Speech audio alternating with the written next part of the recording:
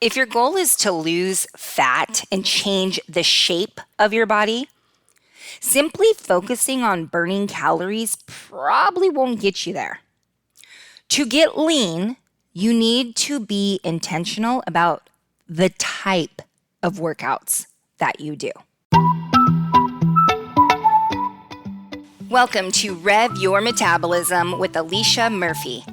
I'm Alicia, your host, creator of Stress Monkey Fitness, the Rev Method, and your go-to health coach for being super fit and unstoppable after 40. With 15 years of rocking the fitness and nutrition industry, plus overseeing the wellness program for a major shoe company, I'm here to share my knowledge with you.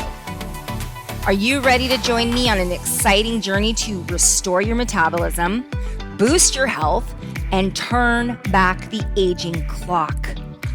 On this podcast, we'll unlock the secrets to boundless energy, burning more fat naturally, and feeling confident in your own skin. Get ready to soak up simple yet powerful strategies that will transform your health and fitness game. These tips will be a game changer, so hang on to your hats and glasses. And do not forget to hit that follow button so you won't miss any of our amazing tips and tricks. All right, let's rev it up. Well, welcome to the Rev Your Metabolism podcast. It's me, your buddy Alicia. Today we're going to talk about how to maximize your results, the ultimate guide to prioritizing workouts for a leaner you. And I also created a really cool little something to go along with this episode, and I will tell you more about that in just a second. But before we get rocking and rolling today, you probably already know this about me, but if you don't, I want to persuade you to, when we're hanging out together, you and I, walking and talking, listen to this podcast as you're out getting in your walk. And we're going to talk more today about why it's so important. But listen, I've been walking since I was 11 months old. I know a thing or two about walking. In all seriousness, walking is incredibly impactful and has a hugely positive benefit on your metabolism. So let's walk and talk now. So we're going to be talking today about how to prioritize workouts if your goal is to get lean. If your goal is to change your body composition. And I'm going to explain what body composition means exactly, but we're going above and beyond just talking about how to lose weight. We're talking about how to change the shape of your body. And in the fitness industry and in physical fitness, body composition is used to describe the percentages of fat, bone, water, and muscle in human bodies. But when we say body composition, we also are referring to body shape. So when someone comes to me and says, listen, I want to get lean or I want to put on muscle, I say, oh, okay, you are focusing on body composition. Are we all on the same page here? So I want to talk for a second about the word fat. That's right, you heard me, my little moonbeam. I want to talk about the word fat because a lot of times when we hear that word, it's like, ooh, it's a negative connotation. Am I right? But let's be really clear here, at least for our talk today. When you and I are hanging out, chatting today, we're thinking of fat tissue. And fat tissue is merely a part of your body composition. You got to remember that fat does serve a purpose. And I want to actually just quickly give you 3 things that fat does. And again, I'm talking about body fat, right? Let's not think of it as a bad thing. Because your body is incredibly smart and rad. So let me just tell you 3 things that might blow your mind about the fat on our bodies. So body fat actually creates hormones. Did you know that? Because this is something that we didn't really know about until the 90s. So one of the hormones that fat creates is leptin. And leptin is a hormone that regulates appetite. So that's one purpose of body fat. Another purpose of body fat is that there is a thin layer around our organs. Now, I want to be very clear. I'm not talking about the harmful, unhealthy fat that we call visceral fat. I'm talking about healthy body fat, a really thin layer that protects your organs. If it wasn't there when you fell down, your organs would smash together. It would not be pretty, okay? And the third thing, and this is really a cool way to think about body fat, it is merely stored energy. And this came in very handy in our history. Maybe not so much today because we have access to food anytime we want it, but let's think hundreds of years ago. Let's think back to when we were living as hunters and gatherers, right? Now, there might be days where we did not have access to food. So when we had access to food, we were gobbling it up, right? And then the body would store some of those calories from the food as fat. And then what would happen is over the course of the days that we didn't have access to food, our body would tap into that stored fat to keep us alive. You got to admit that that is pretty flippin' cool. And again, unfortunately now today, we don't live this way anymore. Our body has not evolved to live the lifestyle that we are currently living. So the problem with this whole stored energy is that unfortunately for a lot of people, the body almost forgets how to tap into fat as fuel. And we're going to talk more about that on a future episode. But for right now, just wrap your mind around the idea that fat is just excess stored energy. All right. Now let's talk about weight loss. We need to be very specific because weight loss does not equal improved body composition, right? And in fact, I want to influence you. I want to help you to think of this differently because most likely you don't want to lose weight. You want to lose fat. I don't know anybody who's like, you know what? I'd like to lose some of my lean muscle, please. No, you want to lose fat. So let's realize that losing weight does not equal an improved body composition. And in fact, the tendency to focus purely on losing weight is part of the never-ending cycle of lose weight, gain it back, lose weight, gain it back. That happens to so many people, right? Yo-yo dieting.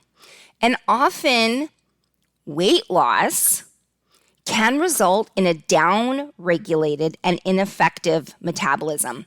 When we say down-regulated, that means a slower metabolism, making it harder to maintain that weight loss. All right, why? Because when your focus is purely on losing weight and not on losing fat, right? So if you're focusing on only losing weight, you might be losing a shit ton of muscle mass. And that is going to have a negative effect on your metabolism. It's going to make it harder for you to maintain the weight loss. Most likely what you want is this: a healthy metabolism that is efficient at using fat as fuel and a body composition with high quality lean muscle. Yeah, does that sound good? All right. The type of workouts you do should reflect your goals. Today, we'll talk about the type of exercise you should prioritize if your goal is fat loss and or improved body composition. And a bonus to all this is that it will also dramatically boost your health. Hooray! Love it. All right. So I made for you today a cheat sheet. It's how to prioritize workouts for fat loss, how to prioritize workouts when your goal is to get lean, change your body composition. You're going to be able to grab that. I'm going to link it down in the show notes so you can just click the link there, or you can go to stressmonkey.com/workouts. Don't forget, monkey is spelled E-E instead of E-Y. That's stressmonkey.com/workouts. Moving on, my sweet little sunshine, here we go. Today we're going to be talking about 3 types of exercise. We're going to talk about walking. We're going to talk about strength training. And we're going to talk about cardio. I want to say something though. In the beginning, if you're not already consistently exercising, please don't get too caught up in the type of exercise. Pick something you enjoy and just go. Once you develop the habit of exercising on a regular basis, then you can start to dial it in. Because the hardest part of exercising is just getting started each time. This is what I teach my clients. Create what I call a habit bubble. So you're doing something you like. It doesn't matter. It doesn't matter what it is. Something that you look forward to, that you know you are going to go do. Create that habit bubble. Once you've got it dialed in where you're doing this exercise, this movement, whatever it is you're doing consistently, now you can be like, okay, let me start to kind of make different choices as to what the type of exercise is. Make sense? Let's talk about walking. What you need to know. And I hope you're walking right now. So, we're going to talk about slow to moderate paced walking. Now, there's nothing wrong with power walking. In fact, I think throwing in power walking, mixing it all up is great. But I want to talk about slow to moderate paced walking, leisurely walking. And I'll explain why in a second. But first, let me tell you some of the benefits of slow to moderate pace walking. It balances your blood sugar, especially after lunch or dinner. I'm going to talk about more why in just a second. But that's a big deal. Balanced blood sugar, blood sugar impacts your hormones. It impacts your body's ability to burn fat. There's a lot going on there. So that's one of the benefits to slow to moderate pace walking. And check this out, Rever. It lowers the stress hormone cortisol. Yeah, it's one of the only forms of exercise that actually lowers the stress hormone cortisol. And it's very specific to slow to moderate paced walking. It also regulates the fat storage hormone insulin. So walking helps to improve insulin sensitivity. And if you're not really sure what insulin is, don't worry, I'm going to do an episode all about it. But for now, know everyone's goal should be to be insulin sensitive. And walking helps you to achieve that. I want you to think of leisurely paced walking specifically. I want you to think of it as improving metabolic hormone function. So the type of walking I'm talking about, I don't want you to think about it as exercise. I want you to think about it as movement. When you're doing your power walking or you're walking heels or you're taking stairs, now that's exercise. I'm just talking about getting overall movement day to day. And let me tell you why. There are 4 things that determine how many calories you burn each day. But right now, I just want to talk about 2 of them. We call them EAT and NEAT for short. They're acronyms. So EAT stands for exercise, activity, thermogenesis. NEAT stands for non-exercise, activity, thermogenesis. Real simple here. So the EAT, the exercise, activity, thermogenesis, that just means any type of activity you're doing as intentional exercise.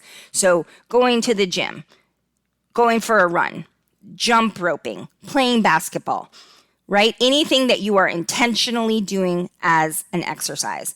And then NEAT, non-exercise activity, just means anything outside of that, all the other movement, gardening, carrying in the groceries, walking to the store from your car. All right, here's where things get abso-friggin-lutely crazy.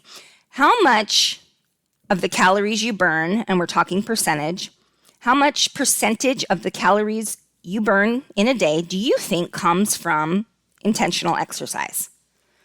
I'll give you a second. Go ahead and say it out loud. No one's going to care. Just yell it out. What's the percentage? 5%. So 5% of the calories you burn typically come from exercise. Now guess what percentage of the calories you burn in a day comes from non-exercise? So again, just your overall movement throughout the day. Rever, hang on, get ready for this, 20%. Yeah. So this is why I'm trying to really encourage you to just focus on step one. If you're doing nothing right now, if you're like, listen, I want to start working out, I want to start getting in better shape, I want to improve my health, step one, start getting in walks. That's the best place for you to start. Get your steps up, right? If you have a fitness tracker, get in those steps. All right, so here's some ways to help make it happen. You can find ways to get more steps. And you've heard this before. Park farther from the store, take the stairs. But it adds up. So start doing it. Another way to make it happen is to remember there is no such thing as too short of a walk. So don't tell yourself, I don't have an hour to go on a walk. Who cares? Take a 10-minute walk in the morning.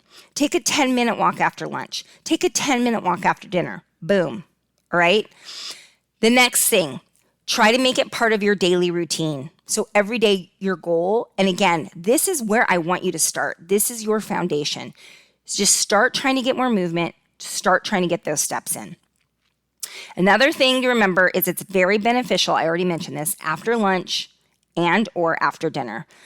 And the reason for that, we're not going to go too far into this, is because the stress hormone cortisol starts to get lower throughout the course of the day. And it makes it easier for you to have an impact on your blood sugar because of that. The last thing I would say is get a walking buddy. Really, really helps to have somebody that I just had somebody tell me the other day, I would not have gone on my walk if I didn't have to go meet my friend. I didn't want to be flaky. So that's another way to make sure you're accountable and getting those walks in. All right, let's move on to strength training. Here's what you need to know. Strength training. Let's start with this shift. We have an obesity epidemic in our country, but maybe we're focusing on the wrong thing. What if the problem isn't stemming from being overly fat, but instead being under-muscled? When I first heard this idea, it kind of blew my mind. Dr. Gabrielle Lyons, I got to give her credit because this is who I heard it from. But it's true because we're so focused on fat loss, fat loss, fat loss, fat loss. But here's the deal. If you just simply shifted to focusing on building lean muscle, then fat loss just naturally occurs. And I'm going to talk in a second about some of the mind-blowing benefits of lean muscle. But I will tell you right now before we get into this, ladies, please don't tell me that you bulk up easily. Those women that you see that are yoked, they really know what they're doing. You are not going to accidentally get buff. It is practically a full-time gig. So do not be scared about getting buff by lifting weights. In fact, after what I'm about to tell you, I hope you feel compelled to prioritize building lean muscle. Okay, so quickly, here we go. Strength training benefits. Why do we want to pack on some lean muscle? Well, because lean muscle burns calories more efficiently. Lean muscle increases your metabolic rate because muscle is very metabolically active. I want you to think of your muscle like Pac-Man, and the food you eat, the calories, are the pellets. And I want you to see that Pac-Man chomp, chomp, chomp, chomp, chomp, chomp, chomp, chomp, chomp, chomping away at the calorie pellets.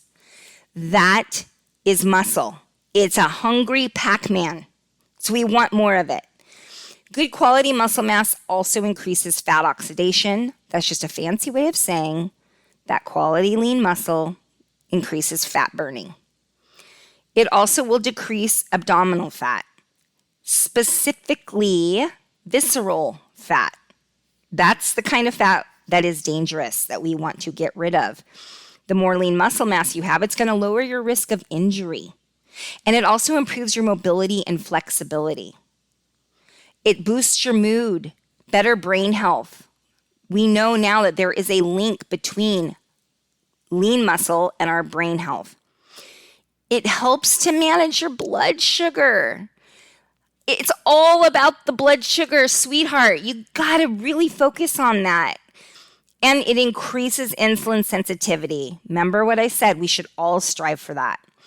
We also know that lean muscle mass is one of the biggest links to longevity. And it's not even just about adding years to your life, but it's adding quality years to your life. Okay, make it happen. Here's how we can make strength training happen. Or I should say building lean muscle. When you exercise, take the priority off of simply burning calories and start to focus on getting strong. If you came to one of my workouts, you would hear me tell everybody, think in your head, strong, strong, strong. So the next time that you're working out, I want you to chant that in your head. I'm getting strong.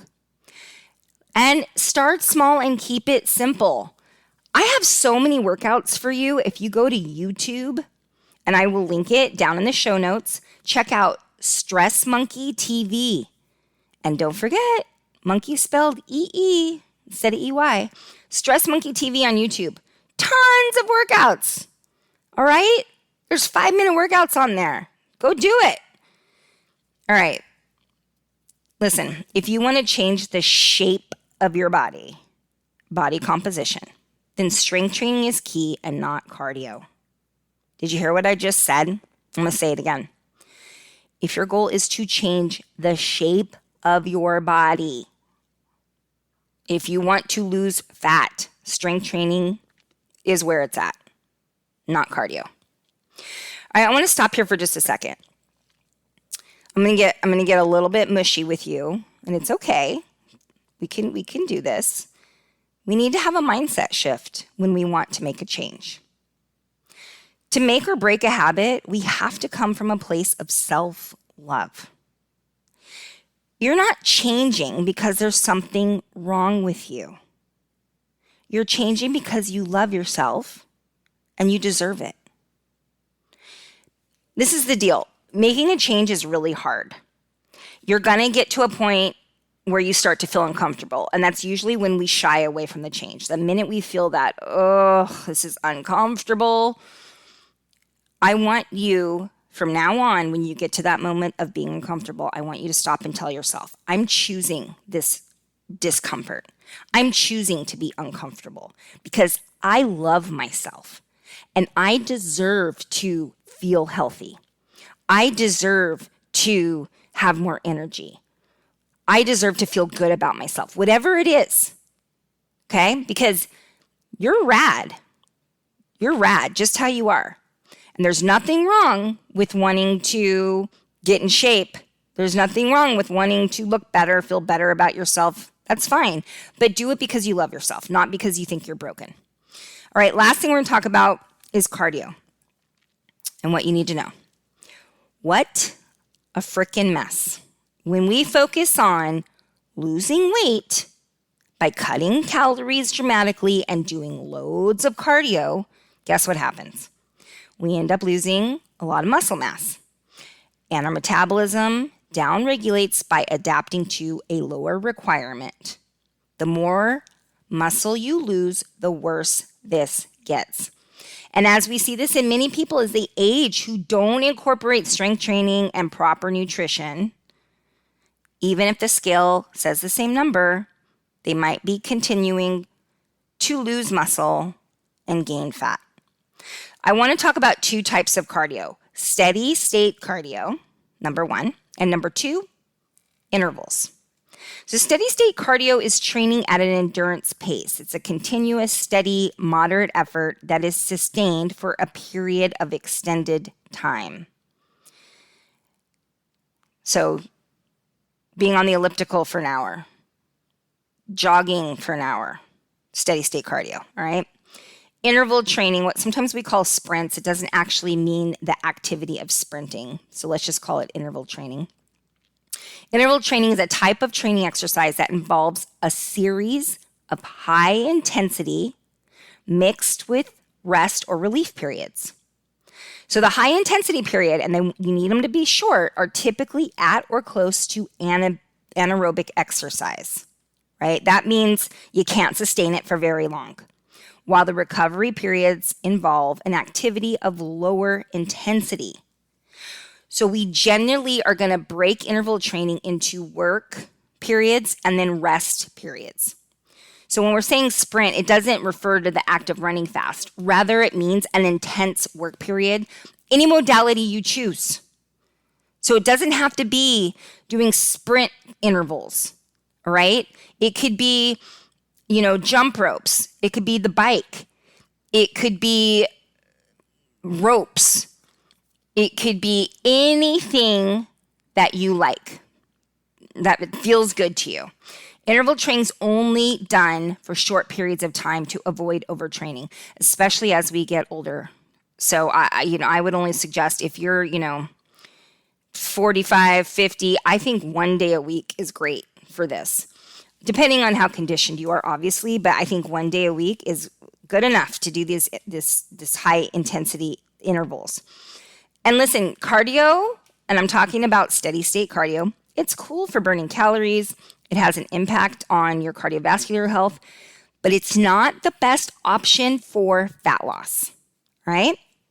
Strength training torches body fat, and when done in an interval style or with intensity, you're going to get your cardio in at the same time. That's a time saver. You're busy. You don't have time for all this working out. The other thing we got to remember is that cardio is catabolic. So that means catabolic means breaking down. So doing too many catabolic workouts isn't ideal because you're breaking down your body's energy resources, which includes muscle tissue. So again, nothing wrong with doing cardio, but you really want to offset it by doing strength training as well. So the bottom line is this: cardio is a great conditioning tool. It helps to increase cardiovascular health. It also helps to improve the function of mitochondria, which we could talk about at another time, but that's basically cells inside your muscle tissue. However, when our goal is body composition or fat loss, we should first prioritize strength, then fat loss intervals, and finally steady state cardio. Remember, I made you a cheat sheet, hierarchy of workouts. This is coming from my program called the Rev Method, but I really wanted to share it with you. It's a guide with suggested types of workouts based on how many days per week you have to exercise. Remember, it's merely a starting point. I'm never here to tell you what you should do. I just want to give you tools that you can apply to your own life. There's going to be 4 types of exercise, exercise/movement in the hierarchy, in the cheat sheet, the guide that I'm going to be giving you. You've got walking. Again, let's think of that as movement. You've got strength. You've got intervals, short duration intervals, and you got steady state cardio. So you're going to want to go to stressmonkey.com/workouts, or just go down to the show notes. Easy peasy lemon squeezy. Click the link. I want to leave you with a quote by Dr. Peter Attia. If you don't know who he is, oh Lordy, you got to listen to Dr. Peter Attia. His podcast is called The Drive. I am obsessed. But here's a quote by Dr. Peter Attia. He is a practicing physician and a longevity expert. Here we go. Exercise might be the most potent drug we have for extending the quality and quantity of years in our life. And I want you to live a long, healthy, happy life, my sweet Rever. That's all I have for you today. I'm so glad that you were here. How was your walk? Yeah, that's it. Listen, if you ever have questions or comments or ideas, you can always email me, Alicia@stressmonkey.com. And again, I'll link it in the show notes. And if you are enjoying this podcast, if you leave me a review or rate, that's going to really help me, and you will be literally my BFF. Okay, cutie pie, have a great, fantastic day, and I'll see you next time on the Rev Your Metabolism podcast. Bye for now.